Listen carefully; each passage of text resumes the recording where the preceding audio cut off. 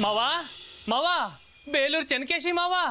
ಏನು ರವಿ ಇವತ್ತಿಷ್ಟು ಗೌರವದಿಂದ ಕರಿತಿದ್ಯಾ? ಏನೋ ಗ್ರಾಚಾರ ಕಾದಿದೆ ನನಗೆ. ಗ್ರಾಚಾರ ಅಲ್ಲ ಮಾವ, ನಿಮ್ಗೊಂದು ಗಿಫ್ಟ್ ಬಂದಿದೆ ತಗೊಳ್ಳಿ. ಗಿಫ್ಟಾ? ನನಗೆ ಯಾರು ಕೊಡ್ತಾರೆ ಹೋಗಲಿ. ನಮ್ ಶ್ರೀನಿಧಿ ಭಾವ ಕಳ್ಸಿರೋದು. ಅವ್ನು ಇನ್ನೂ ಭಾವ ಅಂತೀಯಲ್ಲೇ. ರೀ ನಾನು ಏನ್ ಬೇಕಾದ್ರೆ ಕರಿತೀನಿ, ಗಿಫ್ಟ್ ಬೇಕಾ ಬೇಡವಾ? ಬೇಡ ಅಂದ್ರೆ ಬಿಡಿ. ಕೊಡ ಕೊಡ ಕೊಡ ಕೊಡ, ಗಿಫ್ಟ್ ಬೇಡ ಅನ್ಬಾರ್ದು ಮಾವ. ಇದನ್ನ ನಮ್ ಜಾನಕಿ ಅಕ್ಕನೇ ನನಗೋಸ್ಕರ ಸೆಲೆಕ್ಟ್ ಮಾಡಿರೋದು. ಯಾರು? ಸೌಕರ್ಯ ಜಾಕಿನ? ಅಯ್ಯ ನಿಮ್ ತಲೆ. ಸಾರಿ ಮಾವ, ನಿಮ್ಗೆ ಮ್ಯಾಟ್ರ್ ಗೊತ್ತಿಲ್ಲ ಅಲ್ಲ? ಇಲ್ಲ. ನಮ್ ಶ್ರೀನಿಧಿ ಭಾವಂಗೆ ಮದ್ವೆ ಫಿಕ್ಸ್ ಆಗಿದೆ. ಏನೋ ಶ್ರೀನಿಧಿ ಮದ್ವೆ ಆಗ್ತಿದ್ದಾನ? ಒಳ್ಳೇದಾಯ್ತು ಬಿಡಪ್ಪ, ತಲೆ ಬಿಸಿ ಕಡಿಮೆ ಆಯ್ತು. ಹುಡುಗಿ ಹೆಸರೇನಂದೆ? ಜಾನಕಿ.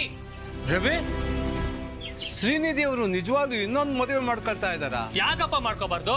ನಿಮ್ ಮಗಳು ಮಾತ್ರ ಯಾವ್ದೋ ಬೋರ್ಡನ್ ಮದ್ವೆ ಮಾಡ್ಕೋಬಹುದು, ನಮ್ಮ ಭಾವ ಮದ್ವೆ ಮಾಡ್ಕೊಳಂಗಿಲ್ವಾ? ಕರೆಕ್ಟ್ ಆಗಿ ಹೇಳ್ದೆ ಬಿಡೋ ರವಿ, ಅವ್ರ ಮಾತು ಯೋಗ್ಯವಾಗಿದೆ ಬಿಡಿ ಬಾವ. ಮಾವ, ನಮ್ ಭಾವ ಅಕ್ಕನ್ ಹೆಂಗ್ ಕರೀತಾರ ಗೊತ್ತಾ? ಹೆಂಗೋ? ಜಾನೂ ಅಂತ. ಅಷ್ಟೊಂದೆಲ್ಲ ರಿಯಾಕ್ಷನ್ ಕೊಡ್ಬೇಡಮ್ಮ. ನಾನ್ ಹೇಳಿದ್ದು ನನ್ನ ಹೊಸ ಅಕ್ಕನ ಬಗ್ಗೆ. ಮಾವ, ಅವ್ರ ಹೆಸರು ಜಾನಕಿ ಅಂತ.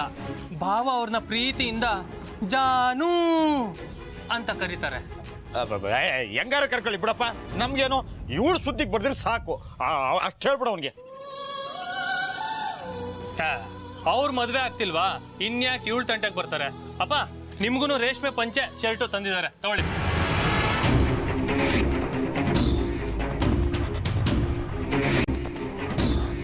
ನಾನು ಎಷ್ಟೇ ಬಿಡಮ್ಮ.